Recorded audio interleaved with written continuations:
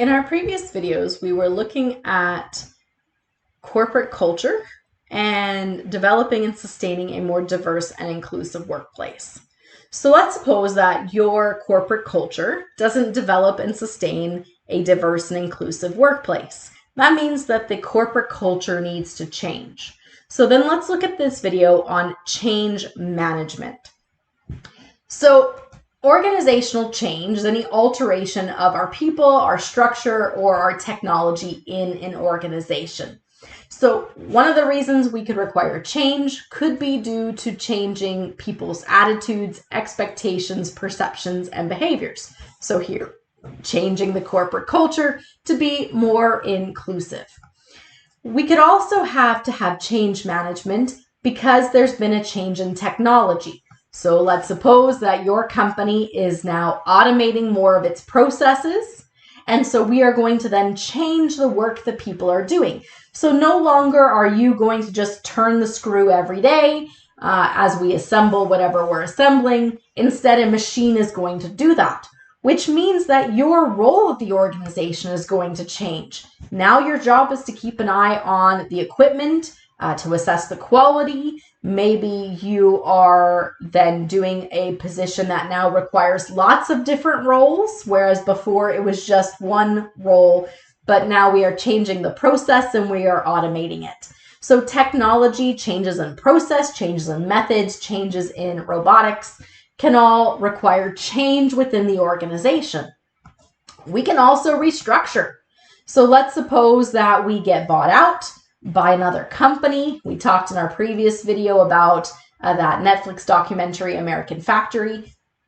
Maybe the owner has a very different view in terms of how we should be organized, in terms of the level of centralization or formalization. Maybe we're being rearranged in terms of how we're set up. So one thing we've seen, for example, at Red Deer Polytechnic over the last couple leaders is a change in the structure in terms of departmentalization. So renaming departments, HR to people and culture, changing the structure in terms of how we group programs within the institution. So we created schools, we changed which programs are in which school. So that type of restructuring is change. And people need help dealing with change. So there's an entire area in human resources related to change management. How do you help people deal with change? Well, in order to deal with change, we need to recognize what is driving the change: structure, technology, people.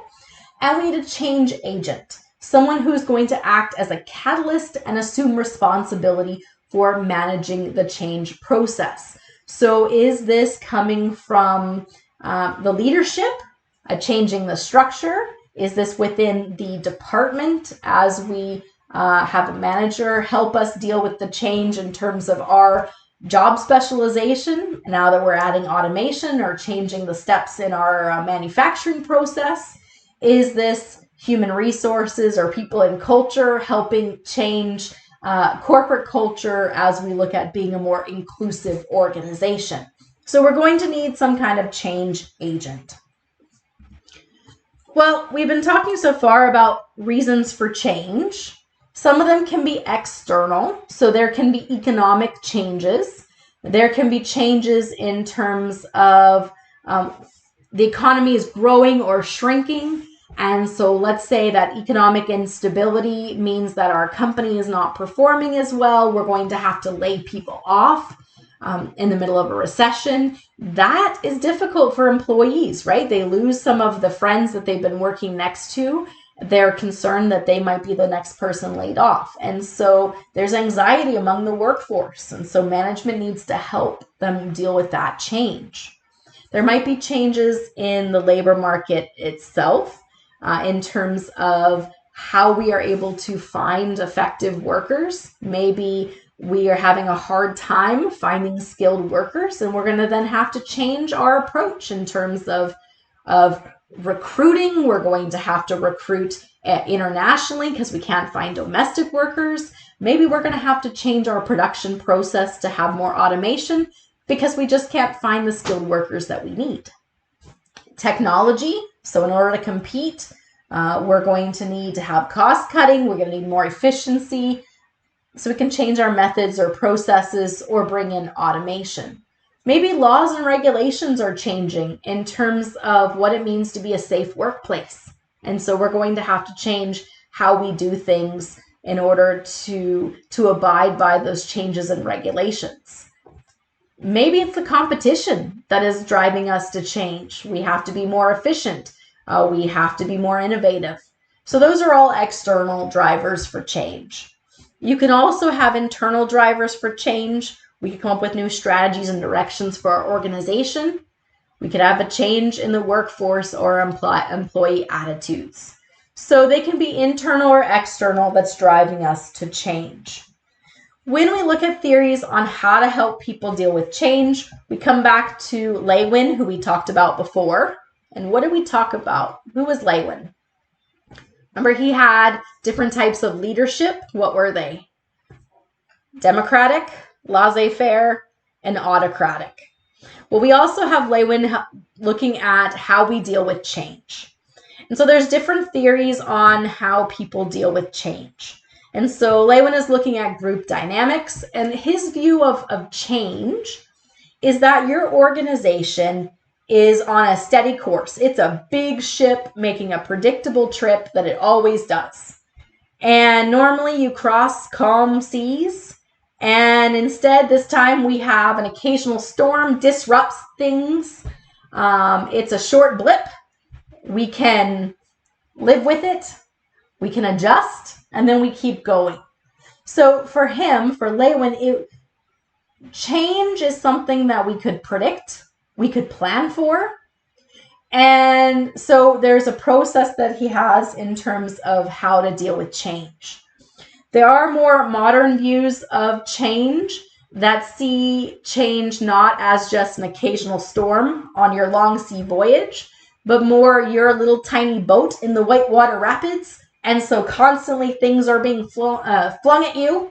And so if you are in an industry or an environment where things are constantly changing, it's much harder to plan for that change. You're a lot more reactive. And so as we look at theories in terms of dealing with change and helping our employees deal with change, we recognize that some change can be planned for and others it's just about can we survive. So let's look at Lewin's views on change. So there are 3 phases of organizational change according to Lewin. The first is to unfreeze the status quo. So we recognize that what we're currently doing isn't working. There's some kind of external or internal influence. There's some kind of need for change. So we recognize that we need to change. So we collect data, we gather feedback, we get information from customers or from our employees. So maybe we recognize that our organization is not as inclusive as it needs to be. We are hearing that from employee satisfaction surveys. So we diagnose the need for change, which means the current corporate culture needs to be unfrozen. It then needs to be changed. So we need to introduce some intervention. So this might be some training, some learning processes. We're going to plan some actions and steps to encourage more inclusivity in our processes and in terms of people's mindset. So we unfreeze, we change, and then we want to make those changes permanent. So Lewin calls this refreezing, where we then want to implement this longer term. Okay, so things that we tested out and tried, we now want to make more permanent. So that means redesigning systems, encouraging changes in behavior to stay, and measuring the effectiveness of those changes. So if you are helping others go through change, so you are the management who is helping either with change derived from an external force or an internal force, whether it's change related to structure because our organization had to adapt, or because of technology, or because we need to change the corporate culture. How do you help people deal with change? So right now, there's a number of organizations, tech organizations, that overhired during COVID. So suddenly, programs that people had never heard of, like Zoom, were everywhere. Skype, which used to be super terrible, became Microsoft Teams, and then everybody's using it every day, all day long. So suddenly there's high demand for technology, and these tech firms hired lots of people. Well, as COVID starts to fade in the distance, these organizations are finding that they are overbuilt. They have a surplus of workers, and as we talked about in some of our previous videos, we have a challenge now. What do we do with this surplus of workers? Well, we could wait and have attrition, just not replace people as they retire. We could encourage people to retire, but likely we'll have to lay people off. So at the time we're making this video, Twitter is laying off half its workforce. Meta has just announced thousands of layoffs. This is quite a scary time if you work for those companies. And so if you are one of the people who remains, you are management, you are having to help your workforce deal with this change. So how are you going to help them deal with this change? And so as we look at individually how we lead through change, are you a positive person when it comes to change? So if you're following along in the Pearson Revel surveys from the Robbins textbook, we're doing a survey here in terms of understanding how well you lead. In this case, it's plan change. So Lewin's approach, right, in terms of unfreezing, are changing, and then refreezing is really for plan change.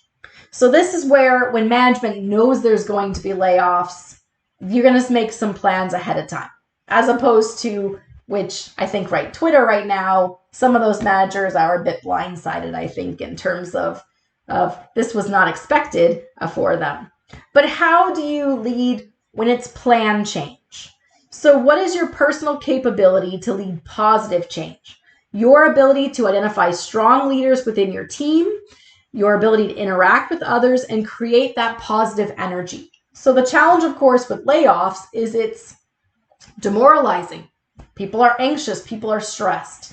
So are you able to work with your team to identify opportunities that come out of this? In terms of yes, we have lost our friends and our team members, but now here's an opportunity for those who are still working to move into an area that they were interested in. So maybe some realignment of skills and interest, an opportunity to showcase talent and to move into new directions, which might be more engaging for workers. Are you able to mobilize others towards positive change? So your ability to mobilize others is closely tied to your ability to lead change. So we're looking on, can you focus on helping others to look for reasons to help others? And so are you able then to appeal to people, right? We talked in terms of influencing others. When you influence people, can you appeal to hearts and minds? And here we're looking at appealing to hearts, creating that positive energy, that emotion. We talked about when you want to win hearts, you're making it personal, you're speaking to emotion, you're telling stories. And so you're talking to people who are already in a heightened emotional state, which they are when there's change. Okay, you're leading a team that's struggling. And so this is an opportunity where you are introducing new ideas. You're trying to get people to see that vision, that opportunity that they can have here. And it's often when you need to gain support for a decision that's already been made. So when those decisions have been made that cause that great change, are you able then to appeal to people's hearts, that emotional aspect? Do you have that emotional intelligence in order to get people on board as you make that change? And then finally, we have capacity to create positive deviance. The aspect of positive change that involves changing the mindset from just performing to getting the best out of people. So here we're looking at, are you able to motivate people? So when people are anxious, when people are stressed because of that change, are you still able to motivate and gain that. So that's where that visionary leader, that charismatic leader comes in. People are willing to follow because of who you are, so charismatic, or they're willing to follow because of your vision, visionary leader. And so they're willing to follow you through that change. So as we look at leading positive change, do you have that ability to identify strong leaders in your team, interact with them, and create that positive energy? Do you have the emotional intelligence to win hearts? And are you that charismatic or visionary leader so you have the capacity to create that positive deviance? When we think about change, right, people don't like change. People are reluctant to change. Why? Why don't you like change? You know, we talked about before, Lewin's view is the change is a little blip on that big ship going across the ocean. In that case, you know, maybe it's not such a big deal. You can survive that little change. But if we're looking at change more as the little boat on the whitewater river, where it's a lot being thrown at you at once, it's even harder to deal with change. So why are people resistant to change, and how do we help them deal with that? Well, one reason we are resistant to change is it creates uncertainty, unknown, right?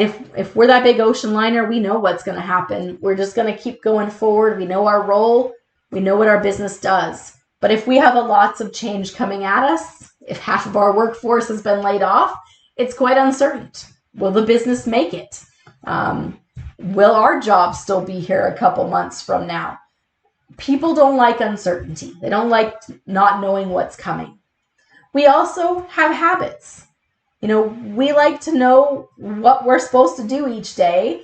And if there's a lot of change within the organization, especially if we're going back to changing, you know, structure of the organization, well, we used to know exactly what we did and who we reported to, right? We knew what our work specialization was. We knew our chain of command. We knew who to report to.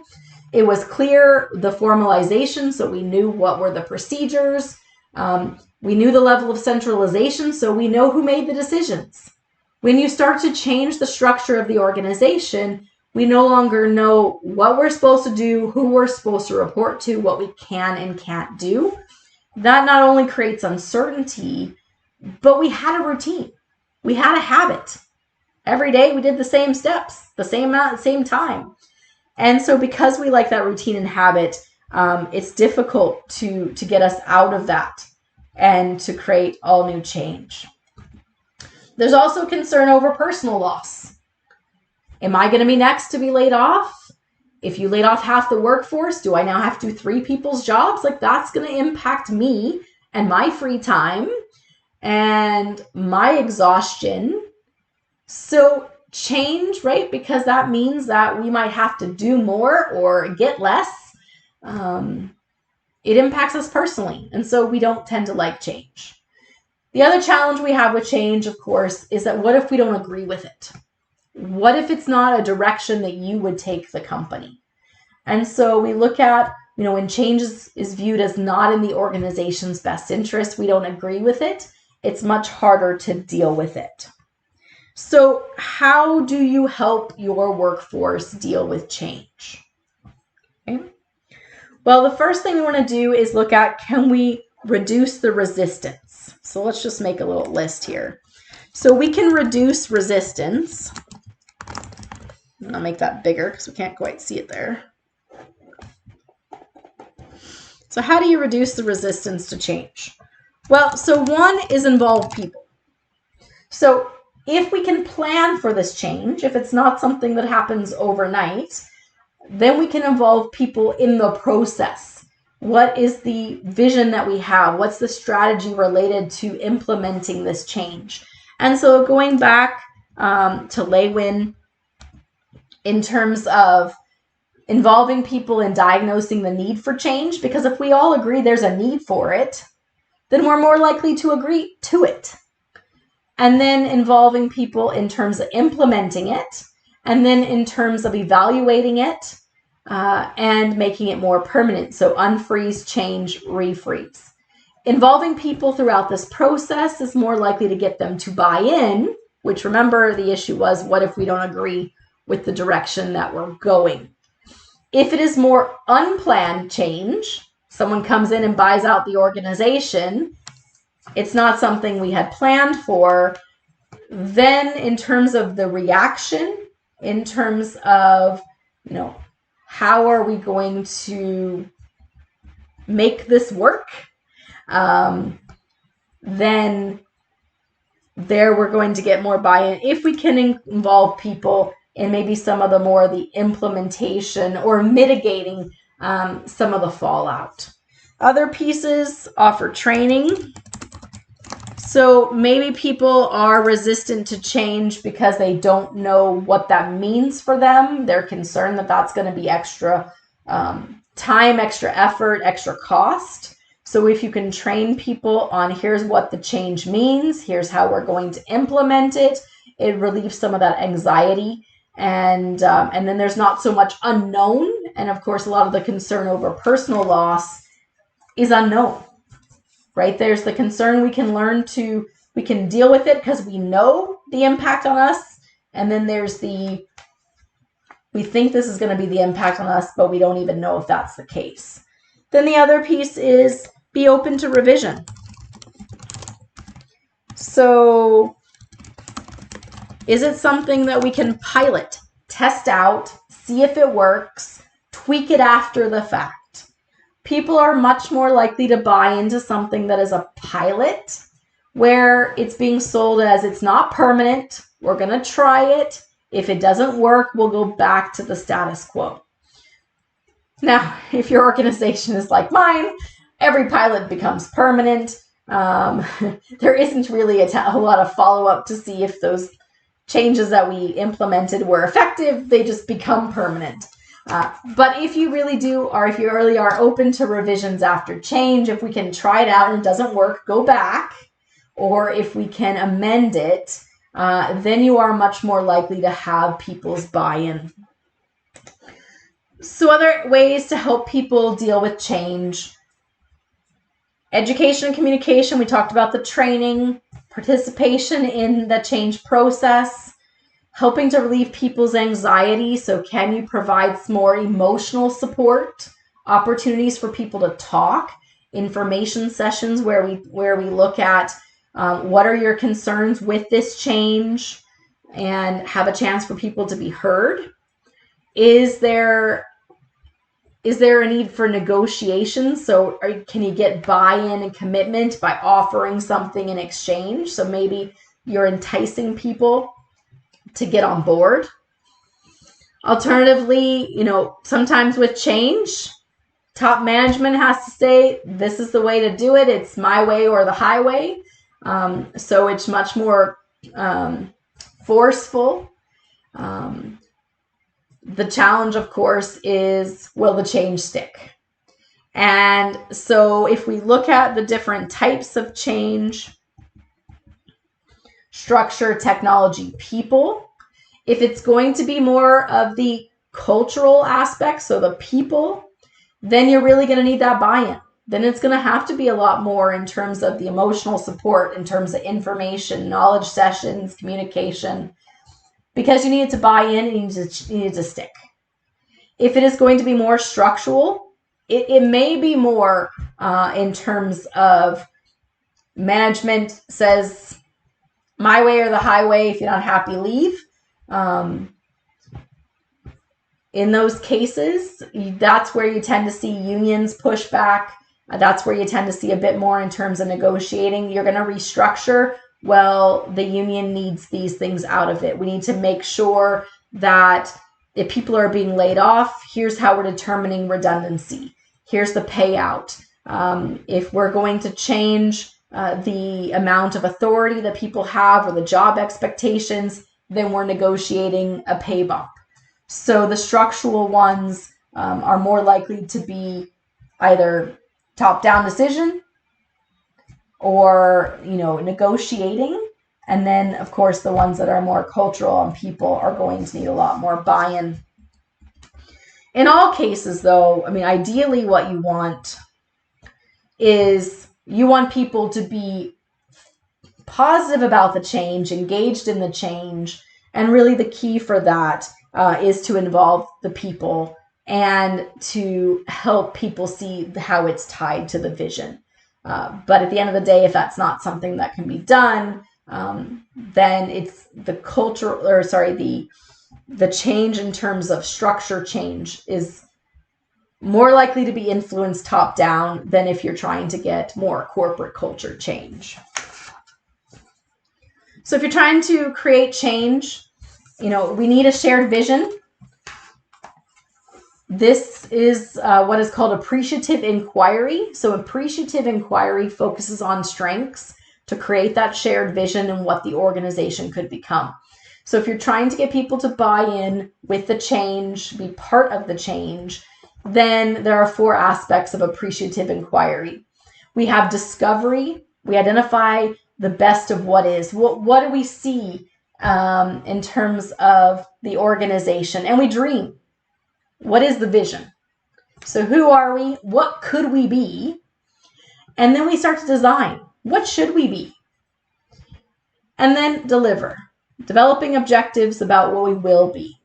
So can we take what we are, what we might be, create and design what we should be, and then develop the steps for what we will be? So appreciative inquiry is one way where we can focus on the strengths of our organization, create a shared vision, and that way people are less reluctant to change. When it comes to change, there are mistakes that managers make when leading change. If you don't create awareness of the need for change, if we don't recognize the conflicts and challenges that the change might create, then we won't be prepared to start to implement the change. Remember, we want to get buy-in. We want to unfreeze, according to Lewin. We want to recognize that there's a need for change and unfreeze. And then we want to implement the change. So if we're going to implement the change, we need a clear vision as to what is the desired change.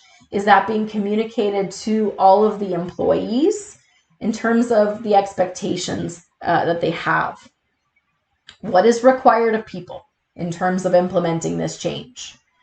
And then if we're going to refreeze, according to Lewin's steps, then we need to have a corporate culture that adopts this change. We need to recognize and reward people who implement the change and recognize the change takes time.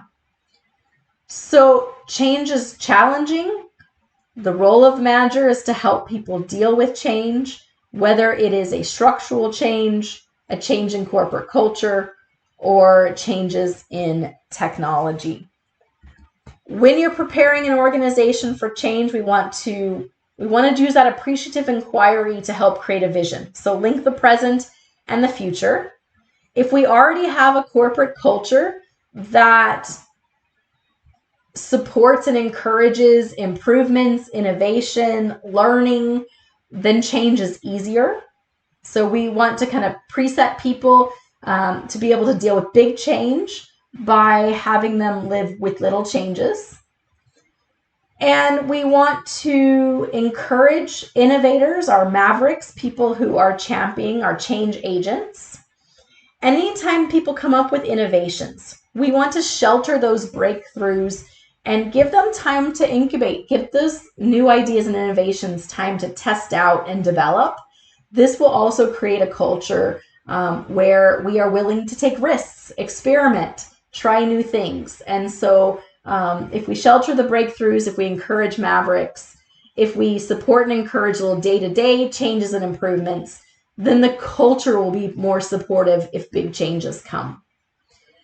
We also will feel less threatened by technologically driven changes if we are already one that experiments and integrates technology. And then in terms of those personal changes, if we have a trust within our organization, if we are a supportive environment, if we have diverse teams, if there's a relationship between employees and management so that we can build and deepen the trust within the organization, then people will be less resistant to change.